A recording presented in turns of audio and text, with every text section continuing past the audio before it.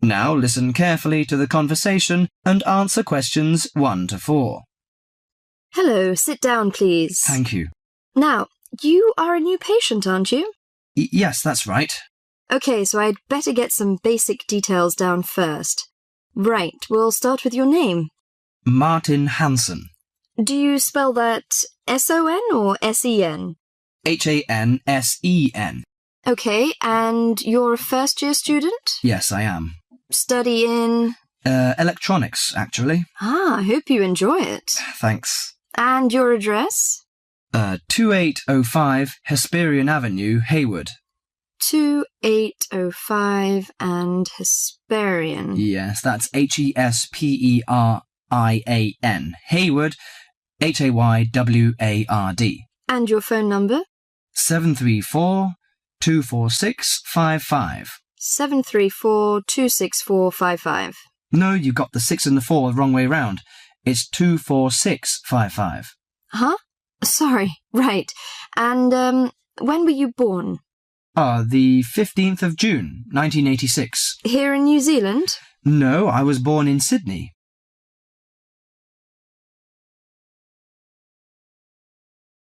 Now listen to the conversation and answer questions 5 to 10. Good. So, what's your problem? Well, frankly, I wonder whether it is a problem. I get the blues, and it lasts for quite a while.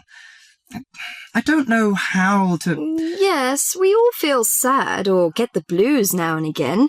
Generally, our sadness lessens in time, and with the support of friends. However, if the depression leads to difficulty in thinking and greatly disrupts your daily routine, it can be evidence of a psychiatric problem.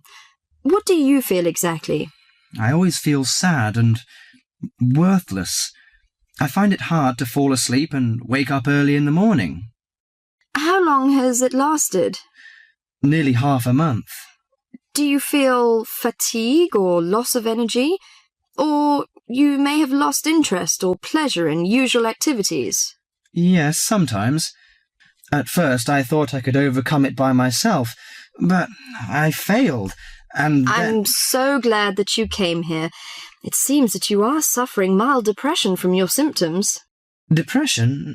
Yes, I feel depressed sometimes. But why would I... Depression may occur as a result of biochemical changes in the body. Alcohol, amphetamines, cocaine, and LSD can bring on depression. Those who have a family history of depression usually have a greater risk of depression. Sometimes the worrying changes in life can lead to depression. I see. I had a really bad breakup of a love relationship. It makes me feel hopeless. Do you think I need some treatment? Yes. Antidepressant medications are often used to treat depression, if it is serious. But I don't suggest them at first because of the side effects. I suggest psychotherapy, which can give you support and help you regain control. So do I need to come here every day? No, I will arrange counselling sessions for you, which will last 12 to 20 weeks. You come here once or twice each week. The psychotherapy is directed at helping you gain insight and understanding about events in your life, which may have contributed to your depression. With growing insight, you can often learn more effective ways of coping with your feelings and changing your behaviour. What can I do to take care of myself? Well, at first you should do some physical exercises on a regular basis, at least 3 times a week. How is your food? Do you eat well? Yes, I think so. I eat at my homestay family. Good. Find a hobby or a positive recreational activity to participate in once or twice a week. I know it's difficult for you, though. When you feel it's hard to overcome the depression, come to the counselling session. Remember, ask for help if the load is too heavy to handle. Yes, I'll try. So, when will my counselling session begin? I'm going to arrange that for you.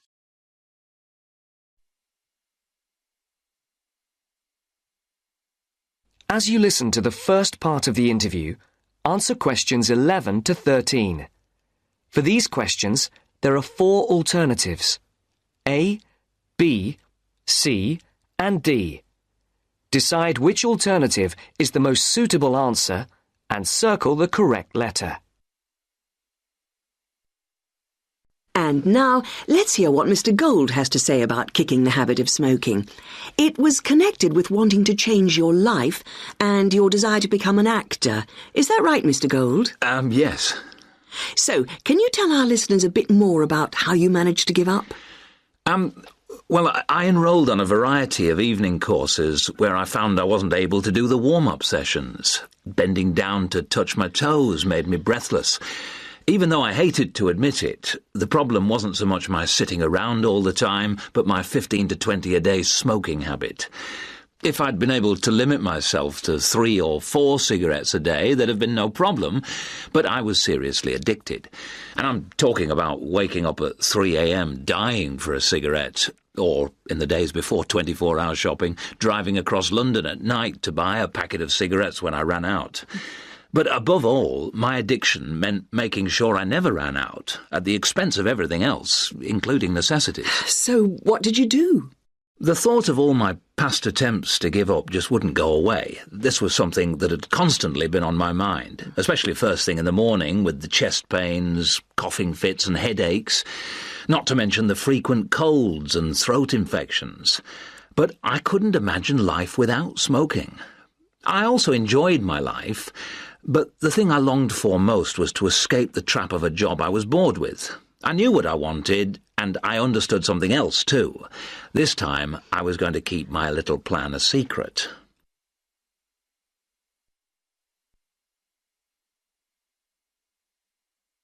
As the interview continues, complete the sentences. Write no more than 3 words for each answer. On the 1st of July, I managed to get through 24 hours without a single cigarette. The next day, I got to 48 hours. Then I aimed for 100, 500, 1,000. Easy. It was my own little private game, and I was winning it. If anyone mentioned they hadn't seen me smoking, I simply said I was cutting down. I had to be sure of success. Eventually, a month passed, and I felt safe enough to come out. I'd lost count of the number of hours I'd gone without a cigarette. All I suffered was a couple of bad headaches, and then I was set for my most healthy year ever. Not one single cold for over 12 months. I now realise that the secret of my success was to look upon this as an exciting adventure, a way of helping me to become an actor. And because nobody knew what I was up to, I never once feared the accusation of having no willpower if I failed. With the right attitude, the whole thing turned out to be a lot easier than expected.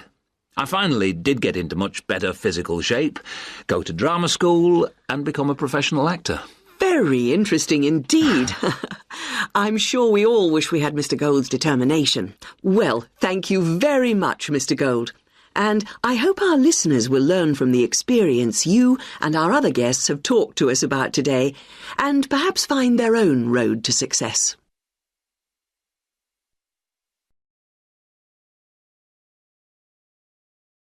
Now listen and answer questions 21 to 26. Hi, Linda. Can you spare a few minutes? Hello, Matthew. No problem. I just wanted to talk to you about temporary work placements. I've never really thought there was a good reason for doing one. I've got some savings, so I don't really need the money at the moment. But I've had an email from the university about a vacancy that looks quite interesting. You did a placement last year, didn't you? I did, yes. In my case, I wanted to find out if I was making the right career choice before I began applying for permanent jobs. I thought I wanted to work in car manufacturing, but I wasn't sure, so I applied to Toyota. What was the application process like? Lengthy. There were a lot of different parts to it. The dullest one was a psychometric test. You know, when you have to answer loads of questions about yourself. And you're trying to guess what's the best thing to say. Yes. Then there was an activity that we did in groups, which I found really fascinating. Engineers are renowned for being a bit unsociable, but I thought we made a great team. And we had an individual task too. We had to sort through various business documents and prioritize them. It was just like what you have to do as a student, really, just with different content. What exactly were you doing on the placement? I was helping to design some diagnostic software to identify any waste in the car assembly process. Do you mean waste of materials? No, time. Anything that can speed the process up helps to cut costs. How did the work placement compare to being a student? Was it hard work? Yes, it was. I'd had full-time work before. I've done various unskilled jobs during university holidays, and some of those involve long hours. So I thought I'd find it easy. I was wrong, though. I think when you're on placement, you're always trying to prove yourself. So you push yourself hard to succeed? Yes. But I got a lot of support from my employers. They were always helpful. And then, at the end of the placement, I was given formal feedback. Do you mean on your engineering ability? Well, no. I didn't really need that because we had team meetings every other day. And so I had the chance to discuss technical issues and ask about anything that wasn't clear. The evaluation was about general workplace things, like organizational ability, initiative, that sort of thing. I get the impression you think you benefited from the placement.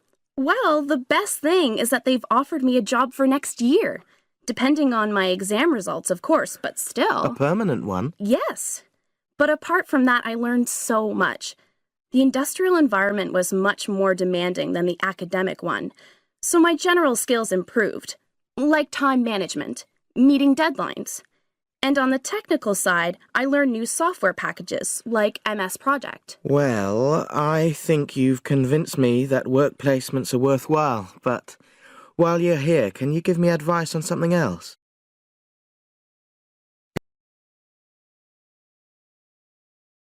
Now listen and answer questions 27 to 30. I'm about to make a start on the engineering materials module, and I've got a book list here. Can you have a quick look and tell me what you would recommend? That's if you can remember. Let's see. I do remember some of them. Yes, this one, The Science of Materials. I found the subject quite hard generally, but this book is very accessible, so it suited me. It doesn't cover everything, though. What about this one then, Materials Engineering? Oh, yes, I do remember that. But it's a bit out of date now, isn't it? Unless it's a new edition. I don't think so. But what I liked about it were the pictures. They really helped to understand the descriptions. It's useful just from that point of view. Let's see, what else? Oh, yes, that one there, Engineering Basics. I think out of all these, that's got the widest coverage. But I've looked at the contents page and it hardly mentions nanotechnology. Yes, you're right. The Evolution of Materials does, though. It's a recent publication, so it covers all the latest developments. It's a bit thin on the 1960s, though, and that decade was quite important. Well, it sounds as if they all complement each other in some ways. I don't suppose you can lend me...